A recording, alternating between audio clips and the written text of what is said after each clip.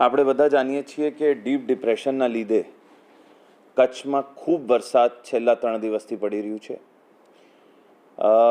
અત્યારે પણ આ જે ડીપ ડિપ્રેશન છે એ કચ્છની નોર્થ ઇસ્ટર્ન બોર્ડર ઉપર છે અને આજ રાત સુધીમાં એ ક્રોસ કરીને ભુજથી નલિયા તરફ ક્રોસ કરીને અરેબિયન સી તરફ જશે. તો મારી વિનંતી છે બધાને કે કૃપા કરીને કાલ બપોર સુધી કોઈ પણ માણસ ઘરથી બહાર ના નીકળે, કોઈ જગ્યા પાણી જોવા કે પ્રવાસન સ્થળ ઉપર ના જાય, ખાસ કરીને કોઈ નીચાણવાળા ડીપ કે કોઝવે હોય એને ક્રોસ ના કરે.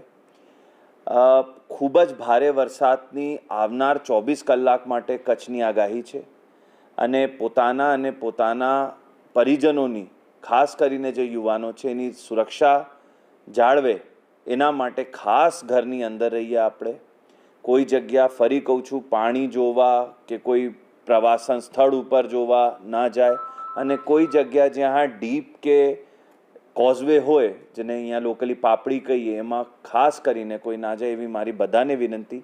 આવનાર 24 કલાક કચ્છ માટે ખૂબ જ ક્રિટિકલ છે. જો આપણે એમાં ઘરમાં રહેશું તો આપણે કોઈ પણ હોનારતને ટાળી શકીશું.